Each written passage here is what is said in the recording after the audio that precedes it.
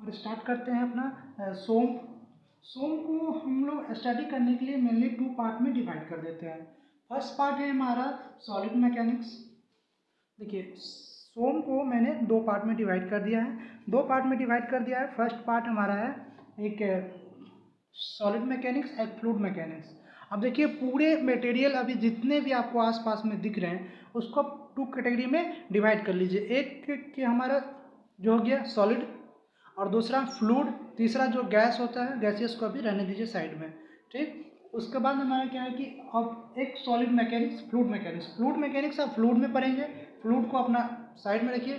फिर फ्लूइड में क्या होता है ना कि इसमें जो, जैसे यहाँ पे फ्लूइड है, ये फ्लूइड है हमारा, ठीक।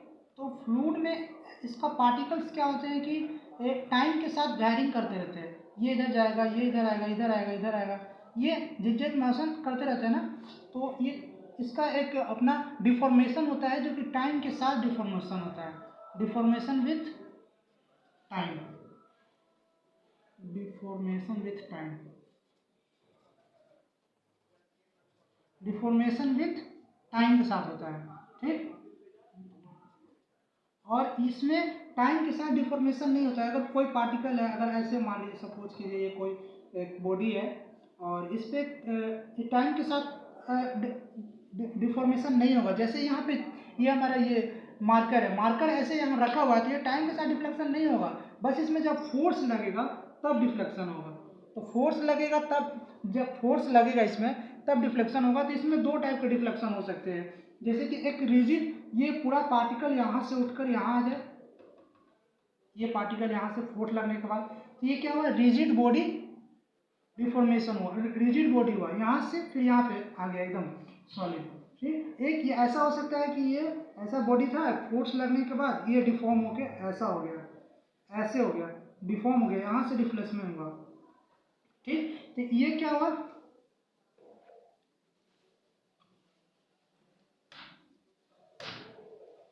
तो हमारा जब सॉलिड मैकेनिक्स को हम 2 पार्ट में डिवाइड कर लेते हैं, एक डिफॉर्मेबल बॉडी, एक non deformable body.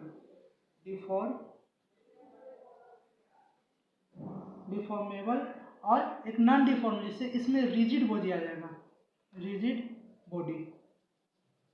Rigid body आप इंजीनियरिंग मैकेनिक्स में पढ़ेंगे, ईएम।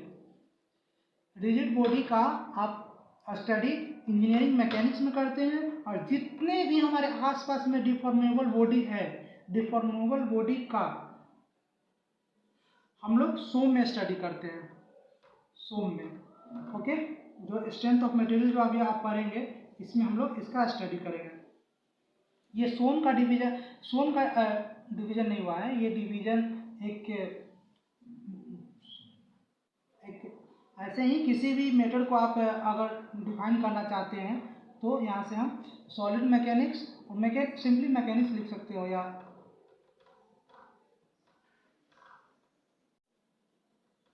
मैकेनिक्स को अगर आपको स्टडी करना है तो सॉलिड मैकेनिक्स और फ्लूइड मैकेनिक्स और एक ऐसे डिवाइड करके आप स्टडी कर सकते हैं। तो मेनली इसमें हमको समझाना ये है कि आपको कि जब भी हम सोम में बात करें किसी मटेरियल का तो वो डिफॉर्म होगा, उसमें हम डिफ्लेक्शन निकालेंगे, उसमें हम स्ट्रेस निकालेंगे, स्ट्रेन निकालेंगे।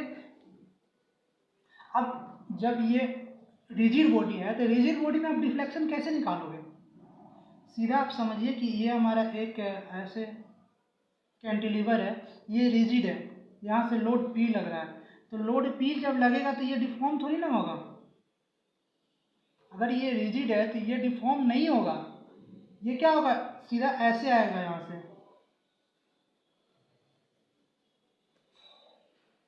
ये होगा एकदम, यहाँ से ये डिफ्लेक्शन पूरा आ जाएगा।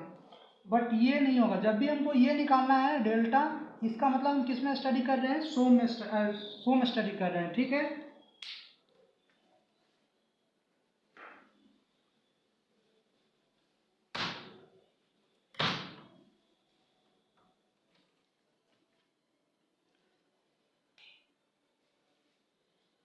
अब चलते हैं हम लोग डिफॉर्मेशन।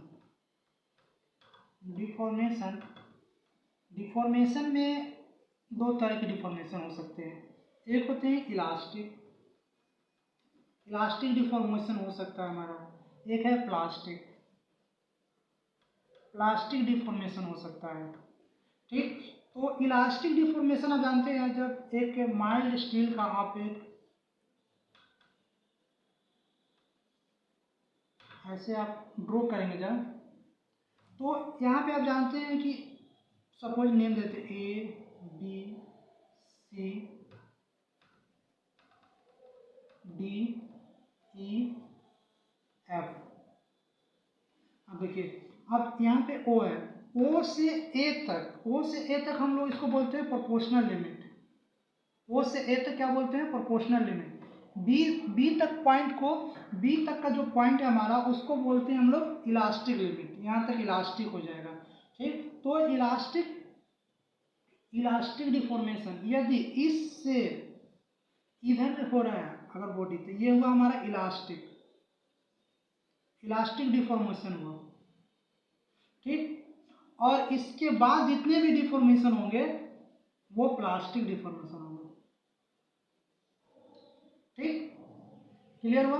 अब देखिए, आप ये डिफिनेशन जानते हैं कि इलास्टिक उसको कहते हैं जहाँ से कि डिफ्लेक्शन होने के बाद वो अपना ओरिजिनल शेप गेन कर ले। एक मटेरियल, कोई भी मटेरियल, जैसे कि यहाँ से मान लीजिए एक मटेरियल है, इस पर अगर फोर्स P लग रहा है, इधर से भी फोर्स P लग रहा है, तो फोर्स P का हटाने के बाद, फोर्स P रिमूव करने के बाद, ये फिर से अपना फोर्स, जब P लग रहा था तो डिफ्लेक्शन इतना हुआ था बोथ साइड में।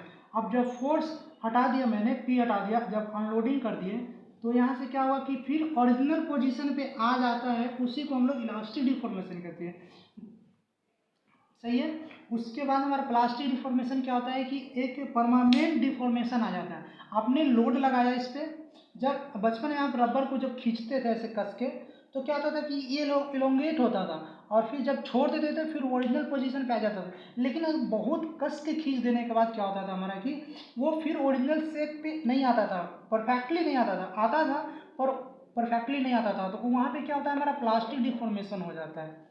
क्लियर हुआ आपको इलास्टिक और प्लास्टिक डिफॉर्मेशन? ये हमारा माइल्ड स्टील का ग्राफ है, जो कि अभी बहुत बार ये आएगा।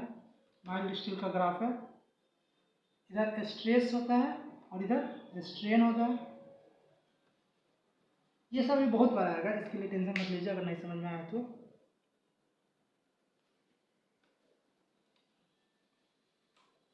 ये आपको डिफॉर्मेशन समझ में आ गया, डिफॉर्मेशन। उसके बाद हमारा है टॉपिक, एक चीज़ और समझ लीजिए, जब भी आप कभी ऐसे अगर यहाँ पे आप लोड लगाते हो, तो ये कैसे डिफ्लेक्ट करेगा?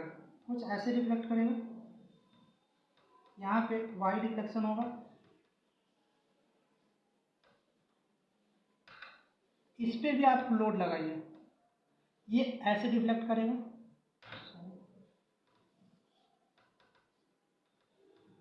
अब मैंने यहाँ पे ज़्यादा क्यों दिखाया, यहाँ कम क्यों? सपोज कीजिए कि ये मटेरियल कुछ और है, ये मटेरियल कुछ और है, डिपेंड करता है मटेरियल पे। यदि एक आप यहाँ पे कुछ ऐसे मटेरियल ले रहे हैं जिसका डिफ्लेक्शन कम है, तो हमारा ये डिफ्लेक्शन, यहाँ पे जो डिफ्लेक्शन आप पढ़ेंगे 48 PL/48 EI, PL/48 EI होता है ना, तो PL/48 EI। लेकिन यहाँ पे आप 48 PL/48 EI आप नहीं लगा पाओगे, क्योंकि यहाँ पे हमारा क्या है PL/, क्योंकि ये हार्ड रबर है। सपोज कीजिए एक रबर है, हार्ड रबर, हार्ड रबर, ठीक, तो ये फॉर्मूला यहाँ पे एप्लीकेबल नहीं है। ये जो हमारा बीम था, ये सपोज कीजिए ये हमारा स्टील था, और ये एक हार्ड रबर है। हार्ड रबर में डिफ्लेक्शन ज़्यादा होगा, डिफ्लेक्शन ज़्यादा होगा इन द सेंस, यहाँ पे हम ये फॉर्मूला, डिफ्लेक्शन का फॉर्मूला नहीं लगाएंगे। y इज इक्वल टू, ये y हमारा डिफ्लेक्शन है, डिफ्लेक्शन PL/48 ये नहीं लिख पाएंगे हम। यहाँ पे y is equal to PL/48 लिख पाएंगे हम।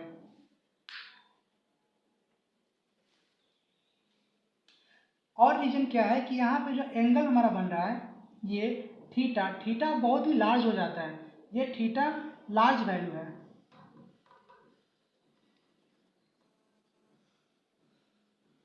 थीटा हमारा क्या है, यहाँ पे जो थीटा बन रहा है वो लार्ज वैल्यू है, ये थीटा जो है हमारा बहुत ही स्मॉल वैल्यू है, थीटा स्मॉल है, थीटा क्या है हमारा स्मॉल है। और उसके बाद एक मोमेंट का फॉर्मूला आप अभी अभी तो ठीक है, ये m is equal to E I by B X square. ये फार्मूला कैसे आया आप अभी ज़्यादा मत सोचिए, क्योंकि ये आगे आने वाला है जब यूज करते हैं इसमें, और ये इसमें यूज नहीं करते हैं, ठीक है।